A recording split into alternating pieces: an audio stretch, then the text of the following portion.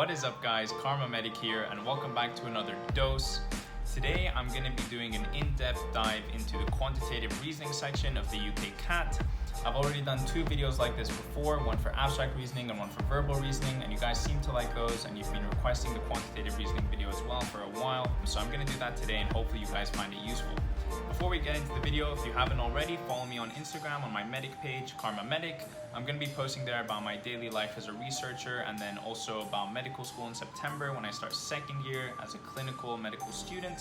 So that's pretty exciting, and follow me there to keep up to date with my life in between these videos. Quantitative reasoning, a couple of general tips. For quantitative reasoning, first and foremost, make sure you know your equations. In my other UKCAT video where I sort of talk about all of the sections in one video, in the quantitative reasoning section, I put up a bunch of equations up on the screen.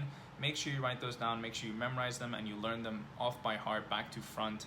I can't stress how important it is that those equations are just immediately there for you. They're there at the top of your head and you can quickly go through them. I believe between sections you also have a small period of time to kind of take a break or relax. Feel free during that time to write down all the equations that you know so that they're immediately there, they're available for you. Second of all, and also of extreme importance, is to make sure that you are familiar with using the on-screen calculator. There's nothing worse than showing up to the day of your UKCAT exam never having used a keyboard and mouse to plug in numbers into a calculator. Make sure you practice using that on-screen calculator from the very beginning. You want to know what functions it has, what functions it doesn't have, how many steps you can do in a row without losing your numbers, how to save numbers to memory. You really want to make sure you have these things down before you do your UKCAT exam. After that, it's all about just reading the question, getting the relevant information from the table or the graph or the passage, the writing, whatever, and just doing everything as fast as you can but maintaining accuracy. Also, just a side note from my experience, I found the quantitative reasoning section on the official UKCAT significantly easier than any of the practice tests that the UKCAT publishes online, and easier than the 1250, I think it was ISC books that I was using, and the Kaplan 2-day online electronic course books that I was using. So I found it significantly easier. I don't know if it'll be the same for you, I hope it is, but just keep that in mind. So, alright, I'm going to switch over to my computer now. I'm going to push myself up into one of the corners of the screen, and yeah, we'll move on from there. So I'm going to have a pen and paper with me, just so I can write down a couple of things. Obviously use your pen and paper in the exam, that is going to be really useful. And let me bring up the on-screen calculator now. What did I want to say? So I haven't done UKCAT questions for quantitative reasoning in forever. This applies for all the videos that I'm doing like this. So if I'm slow, if I'm really stupid with my math, don't crucify me. I'm gonna do my best. First question, we have something about mountains in Kilimanjaro. Okay, cool. So how I tackle these questions is I don't spend time reading through the graph or through the table or whatever. I first read the question and then go and try and find the relevant information. If you start by reading the graph or the table, I think it might take way too much time and you might get bogged down in all that information. So just focus on the question first. Let's start. The southern hemisphere mountain with the median height is. Okay, before I even look at the table, the only important things I care about here are southern hemisphere and median. If you don't know what the median is, make sure you go learn it, memorize what the median is. Mean, median, mode, make sure you know those terms off by heart and you know exactly what they mean. Median, I know from reading the question that I'm gonna have to order a certain thing, a certain number of things. I'm gonna have to put them in order, and then I'm gonna start crossing out on the left and right until I get to the middle value, and that's gonna be my median. So before I even look at the question, I know that that's what I'm gonna have to do. Southern hemisphere mountain with the median height. So look at my table, mountain, height, meters. I personally like working in meters, so that's what I'm gonna stick to for now. Southern hemisphere mountain with median height. So which of these are in the southern hemisphere? Latitude, longitude. So here, these say SSS, NNN, SSS, whatever. So I'm gonna look at all the S's, okay, and their heights, and I'm gonna write them down in order on a piece of paper, and then I'm gonna start crossing out. So the first S, Kilimanjaro, I'm just gonna write a K. Don't waste your time writing down Kilimanjaro. What a waste of time. Just write down K and 50, so it's 5,900 meters, so I'm only gonna write down 59. That's it, okay? K, 59, Kilimanjaro, 59. When you're in the exam pressure, trust me, you're not gonna forget what K stands for. It clearly stands for Kilimanjaro, 59 stands for 5,900, okay? The next south one, Vinson Massif, Antarctica. So I'm gonna write VM 49. Yeah, that's gonna be 70. So those are my mountains. Now I need to rank these in order from lowest to highest and then start crossing out. So I'm not going to move them around, I can just rank them in my head. So I'm going to cross out KO and A, then I'm going to cross out K, and the other two are both 49. So that means I must have missed something. Otherwise, this would be so much easier to determine.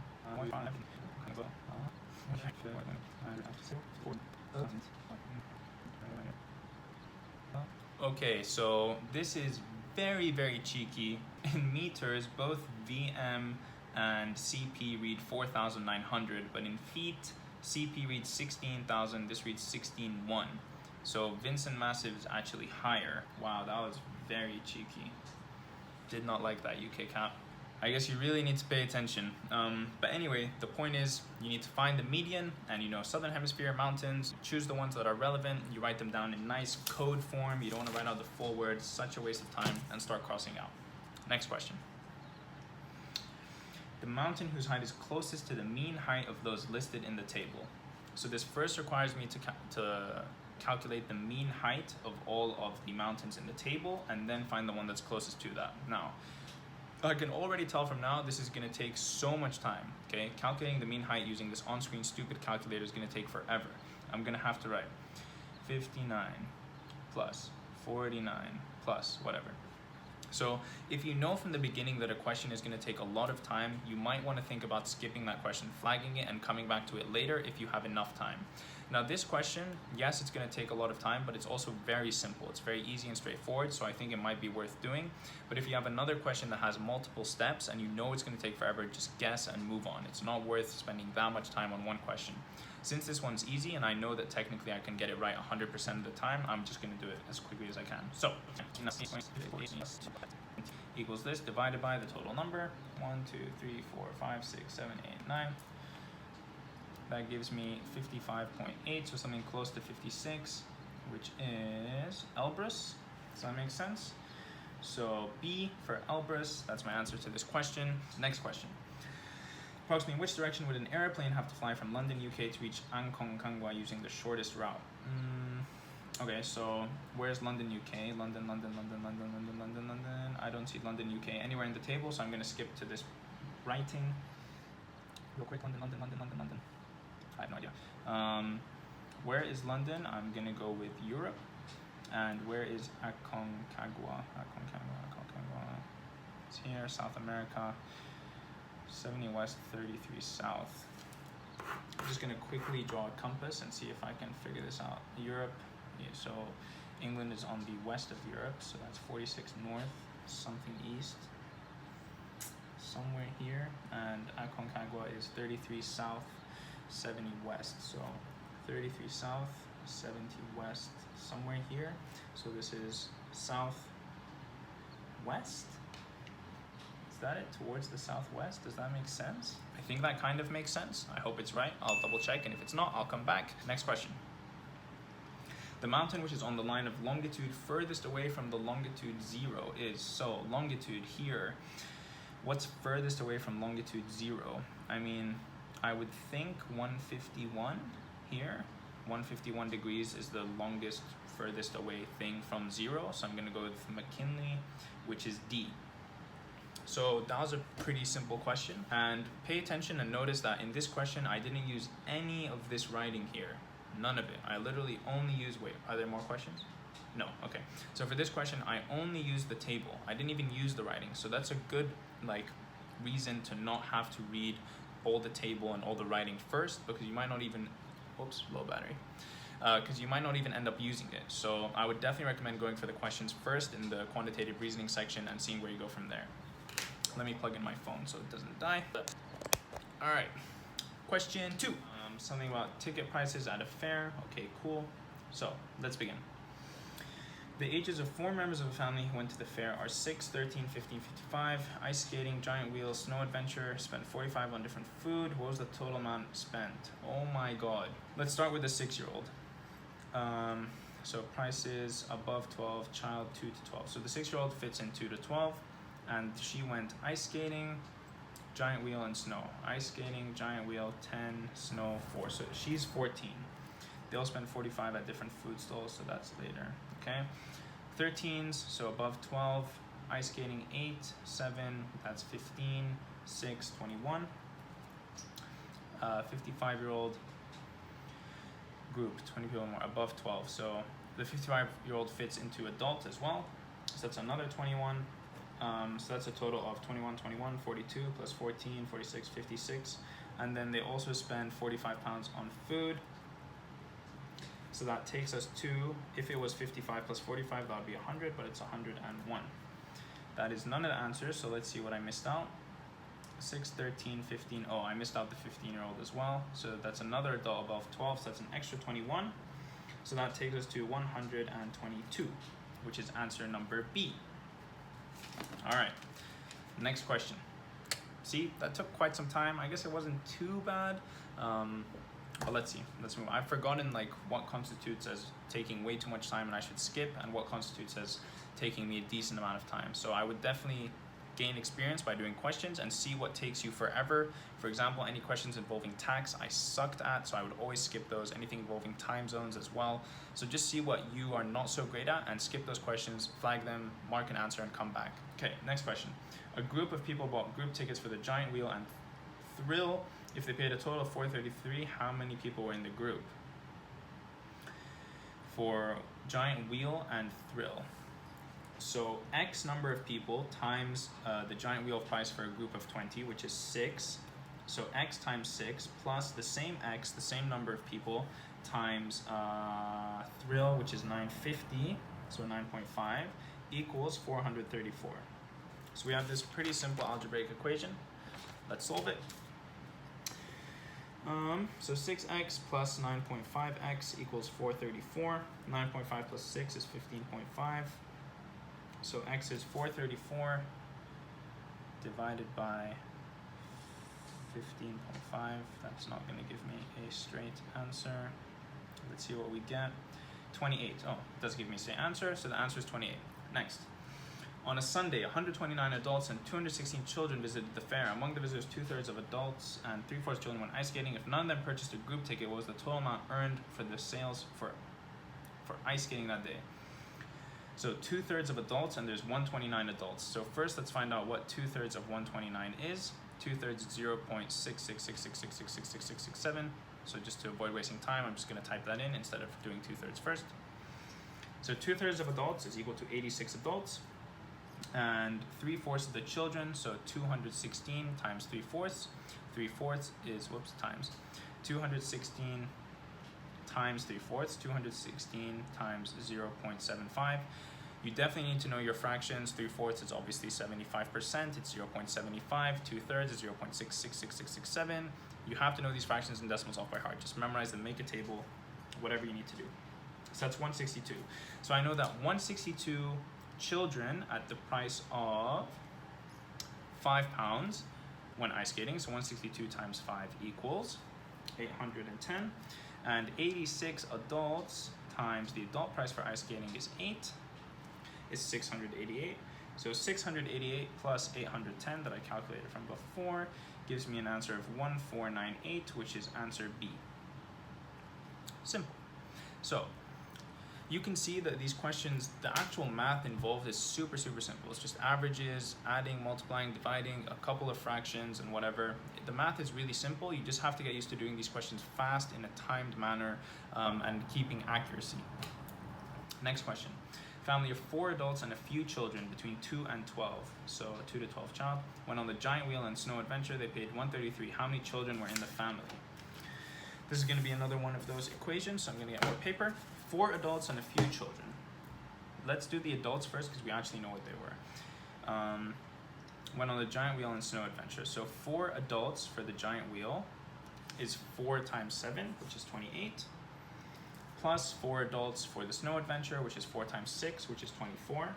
I'm going to add those two now just to make my life easier. That comes to 42. So 42 is the cost that adults paid. Now a few children, we don't know what they are, so let's call them X. So 42 pounds from the adults plus X number of children times, they went on the Giant Wheel and the Snow Adventure, so their Giant Wheel cost for the child is 5, plus X number of children also went on the Snow Adventure, which is 4, equals 133. So we end up with this equation here. 45 that I add from 4 plus x times 5 plus x times, that's very not neat, sorry, times 4 is 133. So let's solve this equation. 42 plus 5x plus 4x is 9x equals 133. 9x equals 133 minus 42, which in my head comes to, so x is 91 divided by 9, and how many children? 10.1. Now, can't really have 10.1 children, and I can't have 10 children because that's not in the answer. Now, I've definitely done something wrong. If I just do a quick check now, 8 plus 24 is 48. Oh, that's 52. That's 52, not 42. 81 divided by 9 is 9. So, sorry about that. Mistakes have been made. Next question, we have something about a car sale. Okay, cool. This says number of sedans have sold by 5 companies first half of the year. Okay, first question. If Amtech sells only sedans and hatchbacks, what percentage of total cars sold by Amtech were sedans? If Amtech sells only sedan hatchback, okay, what percent of total cars of Amtech were sedans? So sedan number as a total of hatchback and sedan. So the equation here is 9,832 divided by 9,832 plus 1,350. 87.93. Boom. So the answer is A. Now, keep in mind for this question, when I was using the calculator, here's my equation, all right? Now the problem is with those stupid calculators that they make you use is that you can't type this all in one go onto the calculator because A, there's no brackets. So first you have to do this calculation down here. It gives you 11182. And then you have to do 9832 divided by 11182. Now, you either write down 11182 on your paper or you keep it in your head and you do this calculation, and that can save you a bit of time as well. So if you practice remembering a couple of numbers in your head, that might be able to save you time too. Okay, so next question. What is the difference between the average number of sedans sold by Dingbo and Giaz and the average number of hatchbacks sold by Dingbo and Giaz? Between the average number of sedans sold by Dingbo and Giaz, okay, and the average number of hatchbacks sold by Dingbo and Giaz. What is the difference between the average number of sedans? The table shows the number of sedans sold. Oh, okay, so this question is asking to find the average of Dingbo and Giaz sedans and the average of hatchback and Giaz hatchbacks and minus one from the other. So let's get our piece of paper.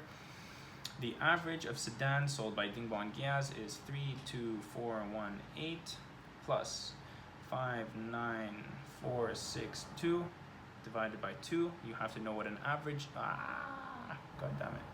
You have to know what an average is in order to do this question, so make sure you guys know your equations and your terms, your math terminology. Why do I feel like I did that wrong? Let's see.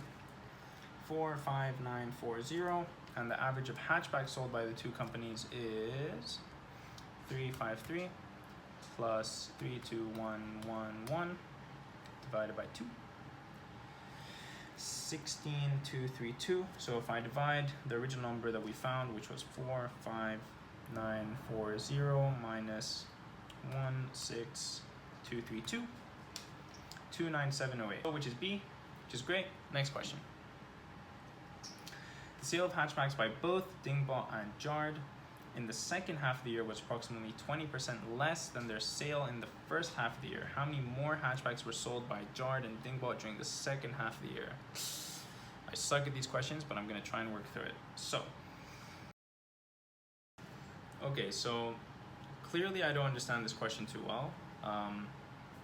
And if this was me in the exam situation, I would most definitely move on from this question. A, I've already sunk a lot of time into it. B, I don't know what the hell is going on. I don't know if I'm being stupid or if I missed a piece of information, but I don't know what's going on. I've already wasted a lot of time on this and I don't have an answer. So I'm just gonna guess an answer. I'm gonna flag this question and I'm gonna move on. I don't wanna waste any more time on this question. And yeah, you really wanna maximize the number of points you can get from the easier questions that you are comfortable solving. So I'm moving on. Next question. The expected total sale of Salzi sedans and hatchbacks for the second half of the year is this. What is the expected percentage increase in the sale of sedans and hatchbacks manufactured by Salzi? So in the first half of the year, Salzi sold 110,000 plus 10,000. That's 120,000. And then they're expecting to sell 180,000. So what is the expected percentage increase? If only I remembered the equation for percentage increase. Somewhere in my UKCAT video, go find it. I'm gonna Google it, but you guys should find it and know it off by heart. Percentage increase equation. Really make sure you know these equations off by heart. It'll save you so much time. So work out the difference between the two, which is 60,000. Then divide the increase by the original number, which is 120,000. If we do 60 over 120, that's 0.5, so that's 0.5. And multiply that by 100, so 0.5, 50. Let's go back. That is a 50% increase.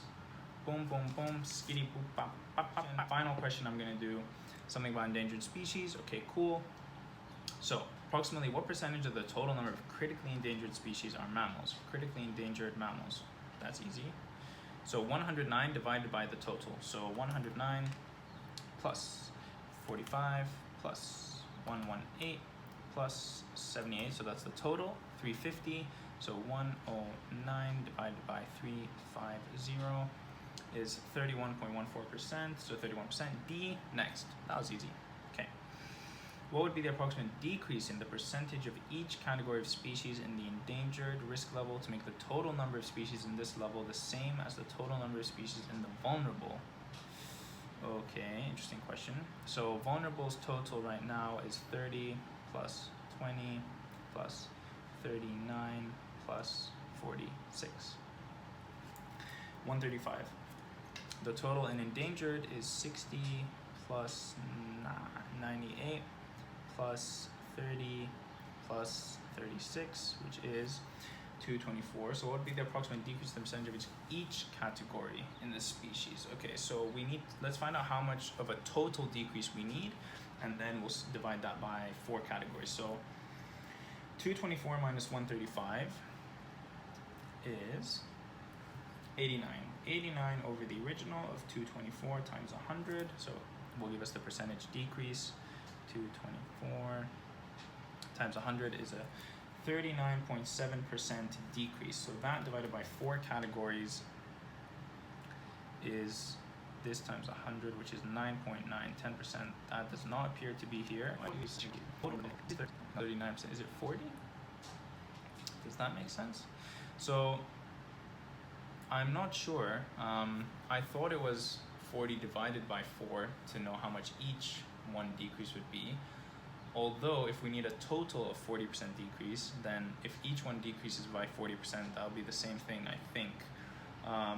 So I'm gonna go with 40% with this one. I'm gonna check the answer at the end, and if it's wrong, I'll come back to you guys. Next question. So, due to the effort of bioconservation organizations, if 20% of critically endangered move to vulnerable and 30% of endangered are moved to vulnerable, what will be the percentage increase in the number of mammals in the vulnerable? Oh my goodness, what a waste.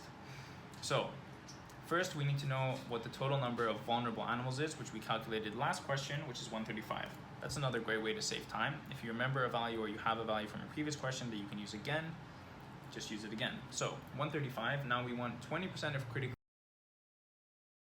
Okay, so a very valuable lesson has been learned here. I need to read the question more carefully. So I immediately jumped to the idea that I was looking at totals, whereas if you read the question more carefully, it says mammals. So let's do this question again. Due to the effort, if 20% of critically endangered mammals are moved to vulnerable risk level and 30% of endangered mammals are moved to vulnerable risk level, what will be the percentage increase in the number of mammals in vulnerable risk level? So the original number of mammals in vulnerable is 20. And here we have 20% of the critically endangered. Critically endangered mammals is 109.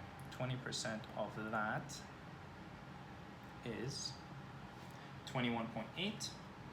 And then we have 30% of endangered mammals. So endangered mammals, 98. We want 30% of that times 0.3 is 29.4. So our new total is 29.4 plus 21.8. 21.8, nice, plus 20, which is 71.2. Now the percentage increase equation that we used last time is still going to work. So the difference, 71.2 minus the original 20 is this, divided by the original, which is 20, times 100, I can tell is 256. So B, 256%. Next question. Prime reason for 45% of critically endangered amphibians, mammals, and birds was loss of habitat. 55% of critically endangered birds and 50% of critically endangered mammals were in this level for this reason. How many species of amphibians were in the critically endangered level because of loss of habitat? Okay, let's do this total first. 45% of these three things: amphibians, mammals, and birds, critically endangered. Amphibians, mammals, birds, critically endangered. So 45 plus 109 plus 118 is this. 45% of that, so times 0.45 is 122.4. Now 55% of critically endangered birds, which is 118, 55% of critically endangered birds, 118 times 0.55 is 64.9, plus 50% of critically endangered mammals, so 109 times 50%, 0.5 is 54.5. This gives us a total here of 54.5 plus 64.9 is 119.4. So 122.4 minus 199.4, that's 3. Boom, B3. Done. I think that's it. I think that's where I'm going to stop quantitative reasoning. That's definitely enough mental math and stress for me in one weekend. I hope you guys found that useful. I was talking through my thinking and my logic as I answered the questions. If you guys have any feedback on how this was, if you think I can do something that would make it more useful for you in the future, please do leave a comment down below and let me know. Other than that, thank you guys so much for watching. I hope you learned something from this video. Like this video if you enjoyed it. Subscribe to my channel if you want to see more videos from me. Have a great time applying. Have a great time revising. And if you have any questions, of course, as always, leave a comment down below. I'll see you guys in the next video. Peace.